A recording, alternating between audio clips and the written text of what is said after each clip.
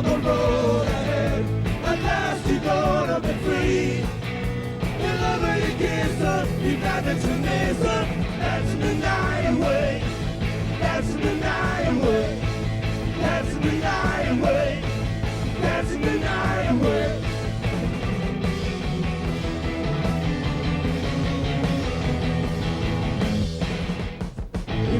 You beat the hell out of me. I was a hard-headed man. I could never see your love, the love, the love, the next time. Welcome to another in my occasional series, The Underlooked Bands, where I cover bands that I think deserve a little more love and attention. Now, today I'm going back to the heady days of the late 1970s, an epic era of change where multiple genres collided and rose to glory. Pub rock, punk, new wave, reggae, new wave of British heavy metal and others. It was a real melting pot of a time, lots of stuff going on. But vinyl was still king and bands gigging was still the norm. Great era, the late 70s. And you would imagine I would like that, given my username. The Motors were a British rock band that captured the spirit of late 1970s rock with their blend of pub rock, power pop and new wave. Formed in London in 1977, the band is best known for their infectious melodies, tight songwriting and energetic performances. And though their career was relatively short-lived, for me the Motors left a lasting impression on the British music scene with a series of memorable tracks, and I think some influence of bands that followed afterwards. And they certainly made a lasting impression on me, as I loved them then, and I still do to this day. And in recent years, the Motors' music has been revisited by fans and critics alike, rightly earning them a place in discussions of underappreciated bands from that era. And their influence can be heard in later power pop and new wave acts. And the limited selection of albums and singles serves as a really nice snapshot of that period of music history. So for fans of British rock, obviously like me, the Motors remain a hidden gem, a band whose brief but impactful career delivered some really memorable tracks. Now, the Motors were founded by Nick Garvey, principally guitar and vocals, and Andy McMaster, mainly bass, keyboards and vocals, who were former members of the pub rock staple Ducks Deluxe from that pub rock scene that was so big in Britain in the mid-70s. And the band's lineup saw some changes early on, then settled on the main lineup with Bram Tchaikovsky on guitar and Ricky Slaughter on drums.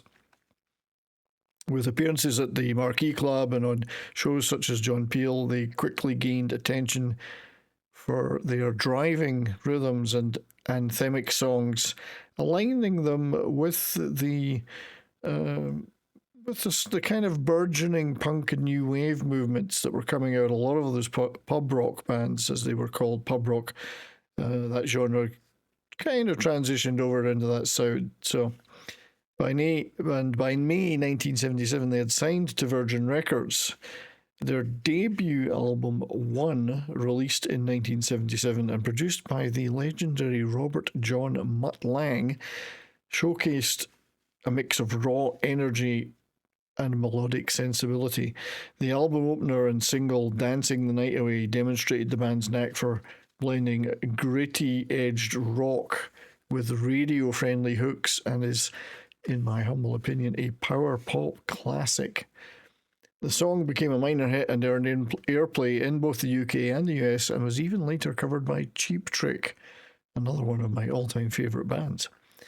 Another great single from the album is the reggae-influenced Cold Love, and a single recorded at this time but not on the album and self-produced by Garvey and McMaster was their most punkish song, the ferociously paced Be What You Gotta Be.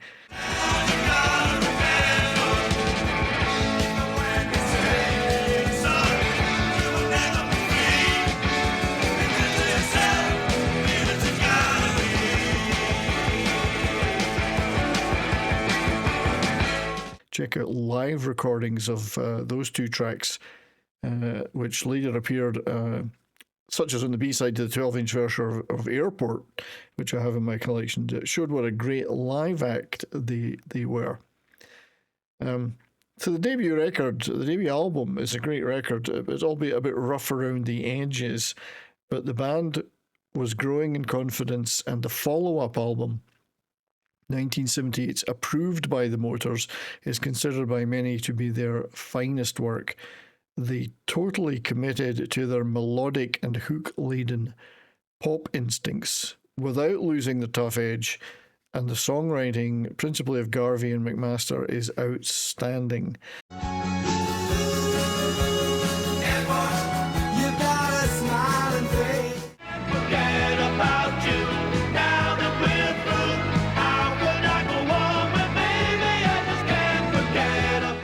And it featured the standout keyboard-driven single Airport and shiny harmony-laden Forget About You. Airport, with its soaring chorus and polished production, became a top 5 hit in the UK and is arguably their best-known song. But the album struck a balance between that pub rock roots, Beatles and Who influences, and the excitement of new wave. And it, for me, it cemented the Motors, in my mind, as power pop pioneers. Another great single from the album was Sensation, but I adore the non-album B-side to this single, I Found a Fiver, which is kind of a Mockney Jazz and Dave pub piano sing-along, but with a shimmering power pop bridge. It's an insanely good track that should be way better known. The band then saw some changes here with Tchaikovsky and Slaughter departing. Bram Tchaikovsky actually went on to have some success in the USA as a solo artist. Check out the great album Strange Man, Changed Man, for example, which contains the US hit single Girl of My Dreams. Garvey and McMaster continued as the Motors with studio support from Martin Ace on bass and drummer Terry Williams from the Welsh band Man. As a trivia aside, Williams later joined the Great Rockpile and then Dire Straits. Their third and final album, 1980's Tenement Steps, saw the band embracing a more sophisticated and synth-driven style, putting them fully in line with the evolution of rock music at the time and the coming rise of synth acts. Virgin designed an unusual die-cut sleeve for the album, which is quite visually striking, and it was recorded at the record plant in New York with producer Jimmy Iovine. And the title Tenement Steps refers, I believe, to McMaster's upbringing in the East End of Glasgow. The album featured the minor hit single Love and Loneliness, which was a modest chart hit but failed to recapture the success of the hits from the second album. But it's a fabulous track, in my opinion, a rousing and energetic keyboard-driven number. The album overall is flawed but an endearing epic, I think, showing off some progressive ambitions for the band, and it's laden with lush production and Beatles-edged hooks.